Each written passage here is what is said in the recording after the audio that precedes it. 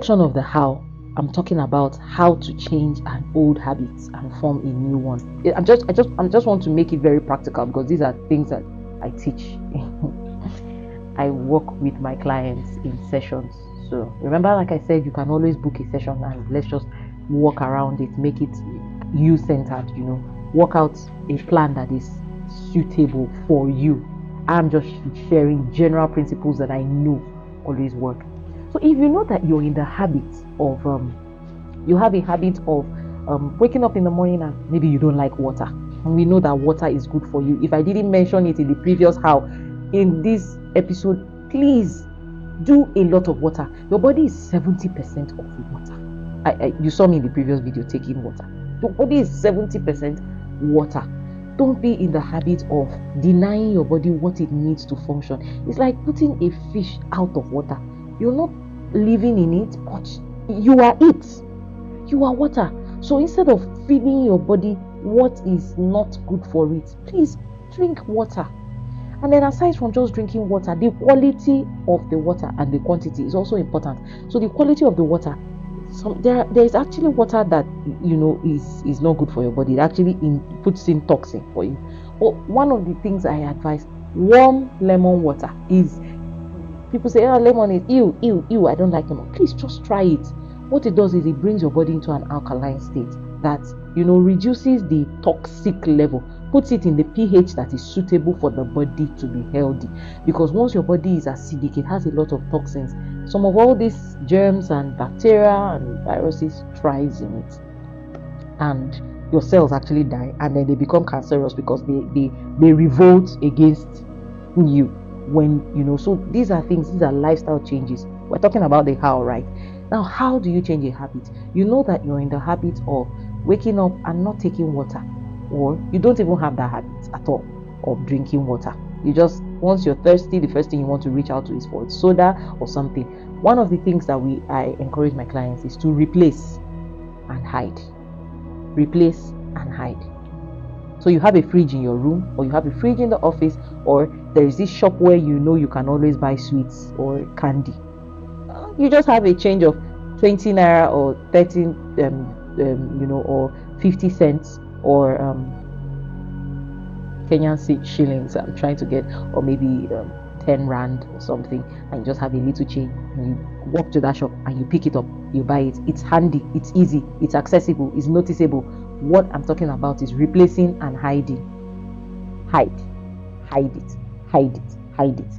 So you open your fridge. The first thing that is in your fridge is what you're going to drink.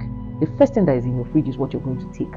So instead of having your frizzy drinks as the first thing you put in your fridge, so colorful, so beautiful, you see it all the time, it's on the table, have your fruits handy, have your smoothies handy, have your fruit juice handy. Like anytime you open, make it so difficult to locate you can ask someone to do it for you, because that's another how I'm going to mention. I think I'm on it, so let me just mention accountability. I mentioned it earlier when I was talking about having someone that holds you responsible for what you have set as your goal.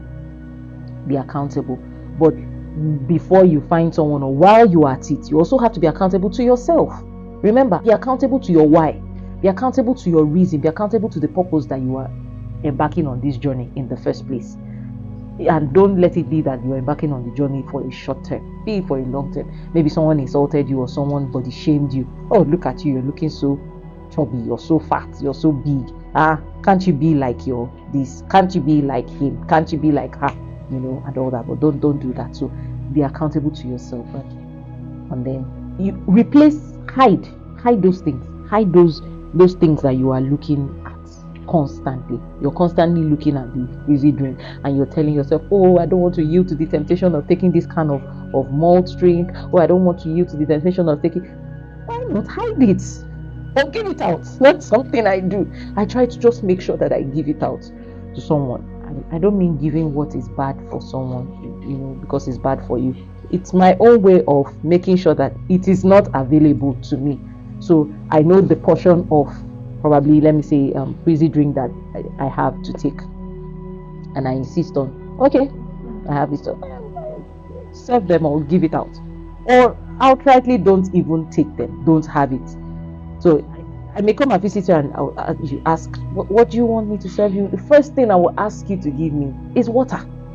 Because I want the water to be looking at me. I want to be looking at the water consistently. There are even times when I just don't even feel like taking water. I don't want to take water, but I want to take something. I want to keep the water there with me. So keep it handy. You're going out at any point, have your water handy. Have a bottle of water handy at every point, just to make sure that you are, that's a way you can replace and hide. Replace and hide. Make sure that, you have those things handy. So I talked about 3 things when it had to do with this how. I talked about the process of your fasting. I also talked about being accountable, and I talked about making sure you have enough water, and I talked about how to replace an old habit. So if you wake up in the morning, one of the things you should have handy with you by the side of your bed or wherever you sleep is water. Have it handy.